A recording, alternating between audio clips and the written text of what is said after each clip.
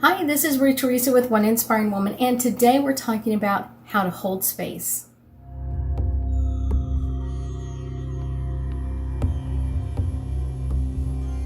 Hold space.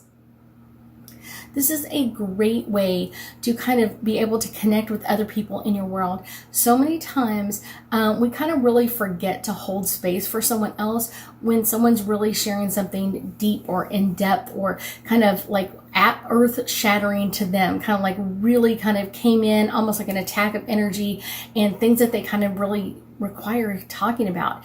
And sometimes you kind of know what that is because a lot of times it's something that they keep asking about or keep telling you about, but it's because they don't feel like they're actually being heard. And so that's kind of what we're going to be talking about today, is like how to make someone feel heard by holding space for them. So I've got a couple of tips, hints, and suggestions for you. So the first one is become a great listener. So many times people are talking and someone may be kind of like, I'm busy doing something else, or I'm in the middle of doing an email, that sort of thing, and they're not giving you their full attention.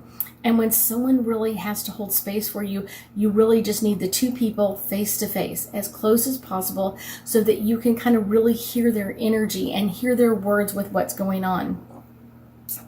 And so kind of becoming a great listener is really listening to them. Don't have any distractions around. No cell phones, no beeping, bopping, booping cell phones. No other people talking or anything else. Just you and that other person in a very great space where it's very relaxing, so the other person feels like they can do really open up their energy. Before you kind of take on their energy of kind of like hearing what they have to say, take a few breaths for yourself and kind of really get into the very listening mode, not necessarily judging or anything else, but very much the listening mode of, I've really got to hear this person's words. Number two is kind of really ask them in-depth questions. If you're really listening, you're going to have some great questions. And sometimes they're really great questions of like, well, what happened next? Or how did you feel about that? These are some really great questions. And those can be some special ones. So they actually feel like they're being heard. They feel someone's actually hearing me. Now, the one I tell people to kind of add in when people don't feel heard is I tell them to use it very lightly, kind of like a spice. Like you want to add a little bit of it, but you don't want to add too much of it. And it's really the phrase, I heard what you said. I heard what you said was this, or I heard what you felt was this. And it's really kind of giving their words back to them. I heard what you said about the accident that really impacted your life. And then ask a great question afterwards, like, did you feel this in other parts of your life? Did it upgrade other things? Kind of giving that in-depth kind of communication with them. And a lot of times when you ask these questions, what will happen is the person will be like, I feel relaxed now. Because they're finally being heard. They're finally having someone else kind of like connect that energy to them and kind of like really deepens that connection that you have with that person. The next one is pay attention to the whole person, not just their face. Not just what you see on their face, their emotions. Maybe they're tearing up, maybe they're getting ready to cry, but their whole body will show you that as well. When someone starts shaking their leg or kind of shaking their hand or kind of like being nervous, you're getting input from all over their body that's telling you what's going on with them. And then ask them about it too. I can see your leg is shaking. Are you really nervous? Would you like to take a moment? Maybe we could just take a few deep breaths before you continue going on. And that gives them the opportunity to kind of like, oh wow, I can really feel the energy. Because if not, they may have to tell this to someone else because that's what they're looking for. They're really looking for that deep connection with someone else. And it's really important to really focus in on their words. Turn everything else off and listen to their words. Their words are going to tell you so much, but their body is giving you even probably more information. How do they feel about things? Are they crying? Are they not crying? Are they talking about something over and over again? If they keep repeating a certain word or phrase, ask them about it. You keep repeating this. Is there an importance with this, or something else that I require understanding about this? And I guarantee you're going to feel the relaxation with them. Number 5 is kind of really when someone is telling you something like this and you can tell it's a deep emotion, if they're not crying, you may need to hold back your tears as well, because if you start crying, then they may feel like, oh my gosh, I've upset that person, and or I don't want to scare them. And it's one of those, it's not necessarily them being afraid of it, but it can shut them down. So many times people are taught when they're young,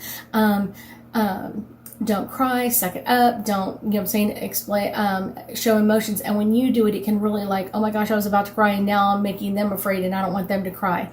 And so really wait for them to start crying or tearing up before you start, if you possibly can. And be consistent with your words, being consistent with your energy of just allowing that energy to flow, being there for that person and kind of letting them know, I'm here to hear your words. I'm here to see everything, your emotions, your energy in this. I'm here for you. Can change so much with so many people. Holding space for somebody is really important. I teach it in my classes, in my upper level classes. This isn't quite the same, but it's one of those, I guarantee you, it's a really great way to know how to hold space for someone and kind of get them their energy in a way that they can really share everything that they require sharing. Let's talk about some angel cards and get us a little bit more insight into how to hold space for somebody. This is the card that's really vibrating. Friendship. A lot of times when someone shares like that, they really do consider you a friend, because now they've let you in their confidence. They've kind of let you in their energy of like, I've opened up to you in a way that I haven't been able to open up to someone else. And I guarantee they're going to feel that connection with you. They're going to feel that friendship. Healing. To hold space for someone else is probably the most important healing thing that you can do for anybody. So many people require opening up and hearing someone else. And when you do, it's just healing in so many areas of their life. So, like I said, so many times they don't feel like they've been heard. And so that can be really powerful.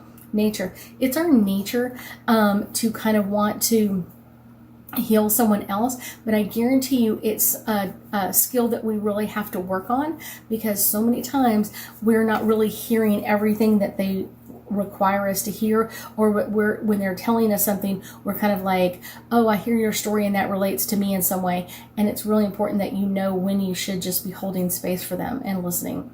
Answered prayers.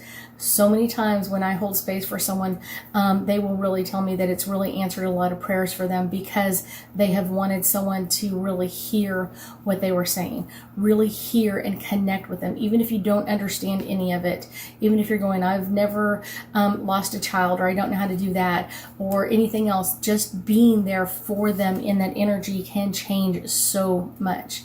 This is the last card that's vibrating. Miracles. It can be like a miracle when you are opening space for someone else, when you are really, really holding space for them and allowing them to voice things out that they haven't been able to voice without judgment, without super emotions. It really is healing, not only for them, but for you as well. I thank you so much for joining me today, and I know that we'll be talking again soon.